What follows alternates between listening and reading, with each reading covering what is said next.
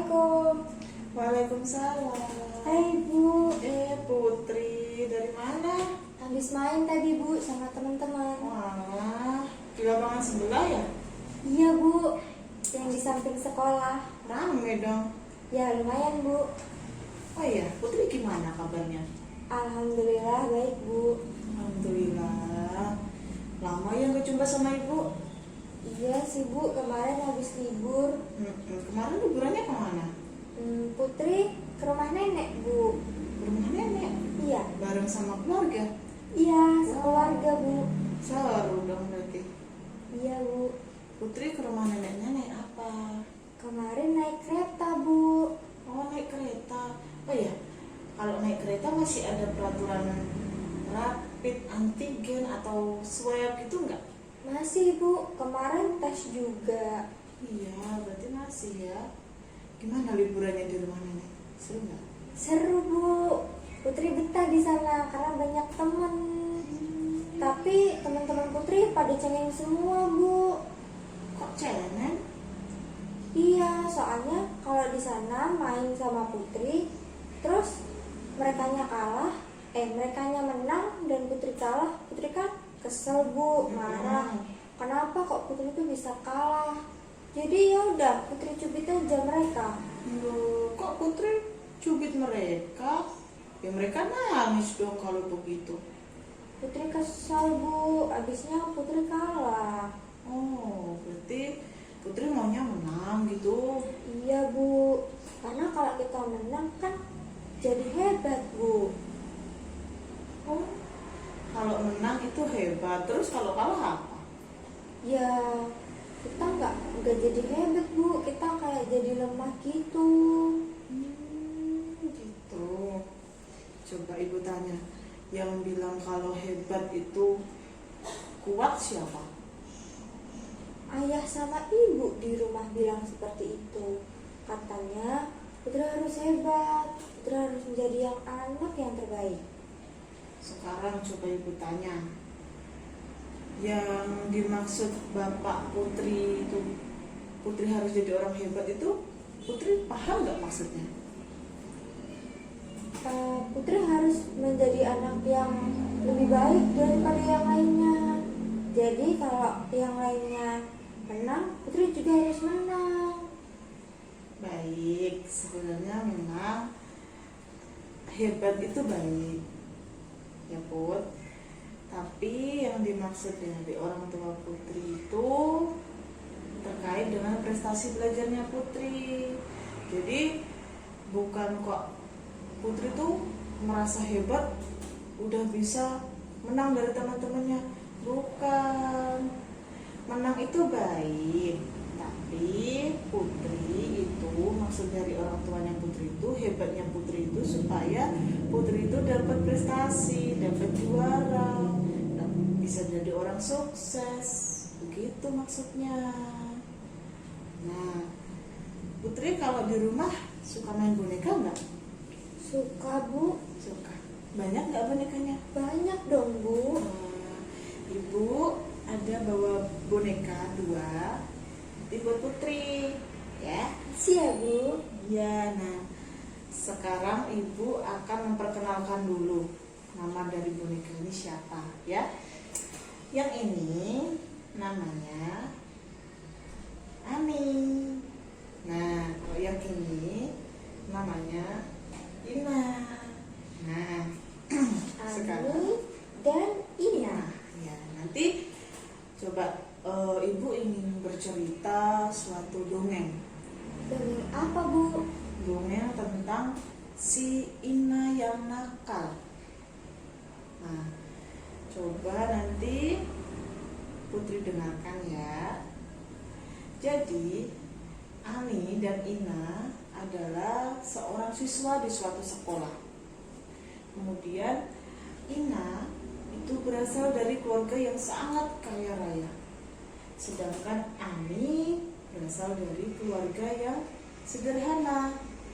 Nah, setiap hari Ina ini sangat jago sekali, pintar sekali bela diri. Nah, kemudian sedangkan si Ina ini hanya murid yang berprestasi, tetapi dia tidak bisa bela diri.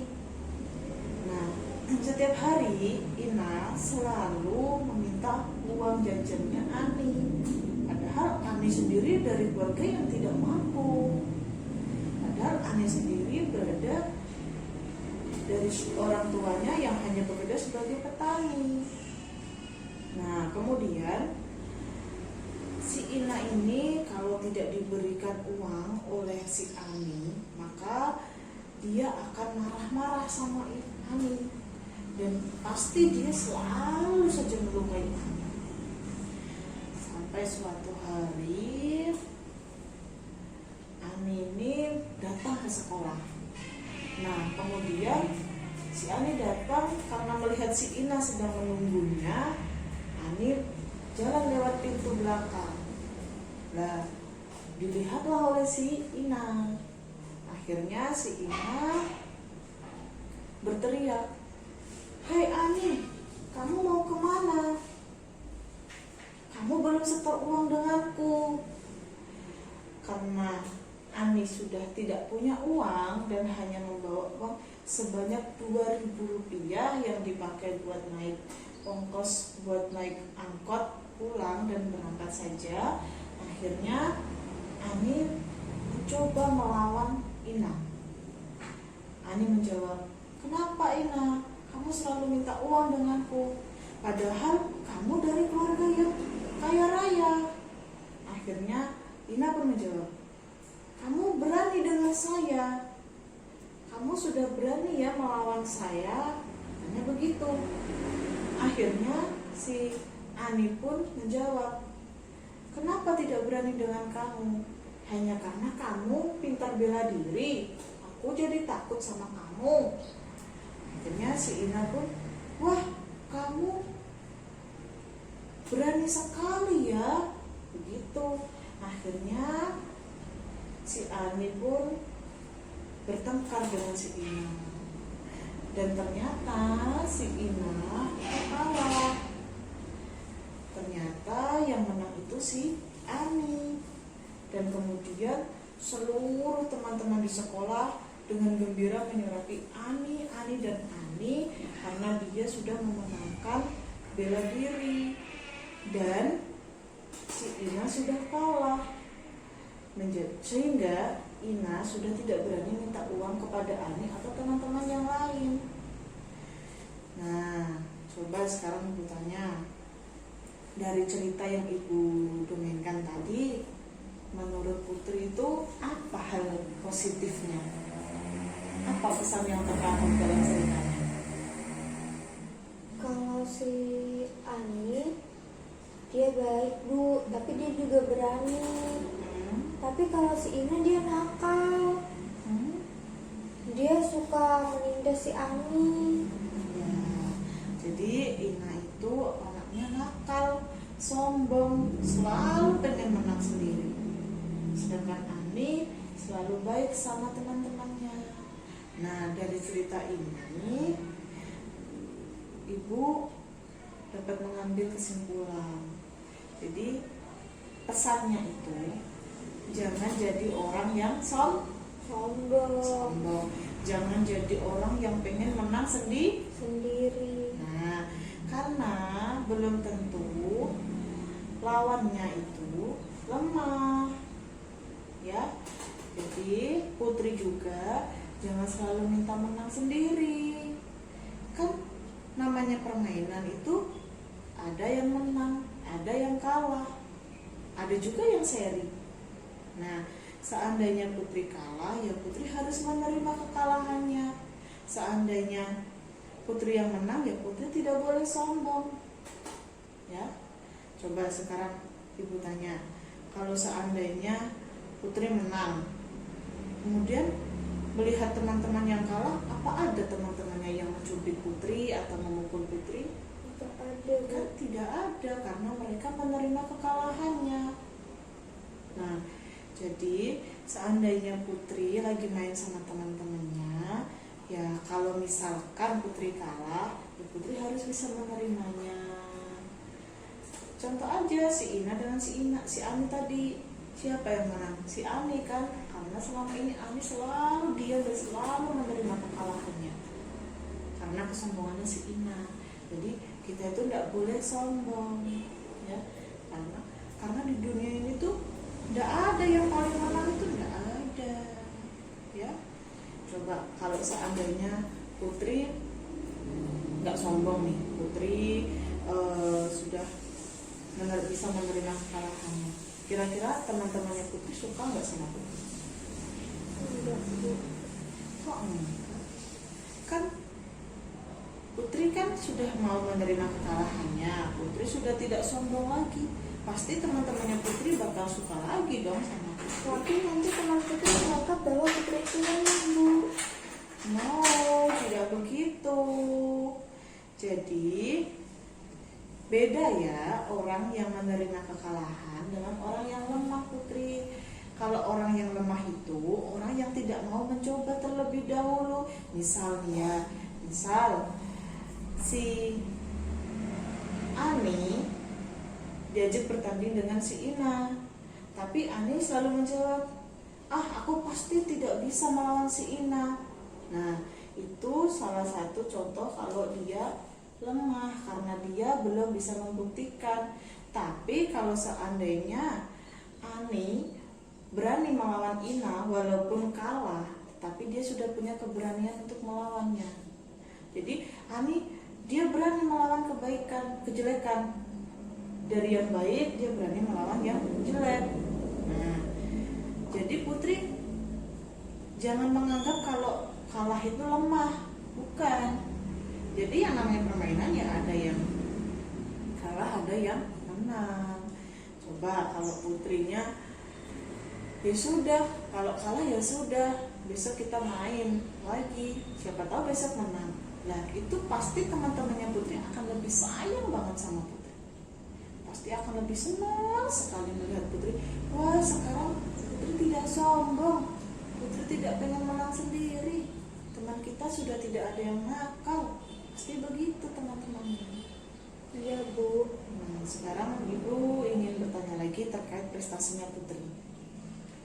Putri dapat juara berapa kemarin pas kenaikan kelas?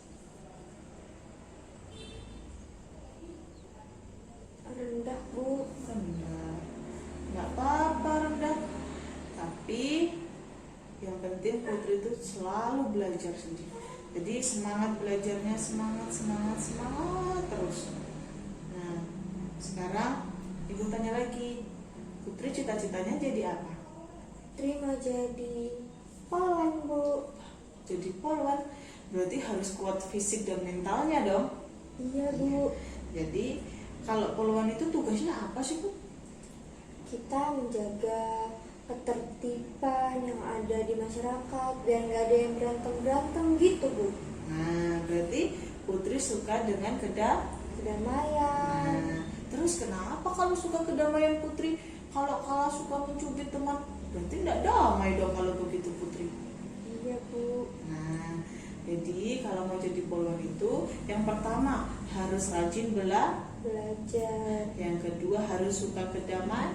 Karena yang namanya polisi atau polwan, polisi wanita itu harus mengayomi masyarakat, nggak boleh keras kepala, nggak boleh kasar-kasar, gitu ya, nggak boleh suka berantem, itu nggak boleh, karena kan sebagai contoh di masyarakat. Jadi Putri itu harus semangat belajarnya. Jadi yang dimaksud orang tuanya Putri menjadi orang yang hebat itu, Putri harus bisa menjadi polwan besok. Harus semangat belajarnya, harus hebat belajarnya, bukan merasa paling menang, ya. Iya, Bu. Nah, tapi sekarang aku tanya lagi, Putri malas nggak sih belajarnya? Sedikit malas sih, Bu. Kenapa kok bisa sedikit malas? Karena Putri lebih suka bermain daripada belajar. Nah, sebenarnya kalau bermain itu boleh, hanya saja kita harus ingat waktu. Jadi kalau Putri mau bermain, enggak apa-apa. Misal Putri bermainnya jam 1 habis pulang sekolah, jam 1 sampai jam 3 baru boleh pulang. Nah kemudian nanti kalau sudah pulang istirahat, mandi. Nah nanti habis maghrib mulai deh belajar. Jadi ada waktu buat bermain, ada waktu buat belajar, ada waktu buat istirahat. Jadi nanti Putri bakal jadi orang yang rajin karena sudah bisa mengatur waktunya sendiri, ya. Iya Bu. Jadi kalau misalnya Putri merasa kalau belajar sendiri aku merasa bosan, nah Putri juga bisa pergi ke rumah temannya buat belajar kelompok, atau temannya diundang ke rumahnya Putri buat belajar. Jadi saling menyemangati dengan teman-temannya, ya. Iya Bu. Jadi ingat pesan ibu tadi apa? Kita tidak boleh merasa paling Paling hebat. kita harus cinta Kedamaian. harus belajar yang Iya. biar jadi orang yang Sukses. Nah, betul. Jadi untuk kedepannya ibu tidak mau ya lihat Putri itu nakal lagi, ya. Putri harus jadi orang yang hebat, harus jadi orang yang sukses tanpa melukai orang lain. Ya, oke. Nah ini dua boneka ini buat Putri aja ya dari ibu. Hadiah dari ibu karena Putri sudah berani bercerita ke ibu, ya. Kasih ya Bu. Ya. Boneka Putri jadi bertambah lagi. Jadi tambah banyak dong bonekanya. Iya Bu. Ya sudah, kalau begitu ibu pamit pulang dulu ya. Iya Ingat, Bu. jangan lupa jaga kesehatan juga ya. Ya, terima kasih Putri. Iya Bu. Assalamualaikum. Waalaikumsalam.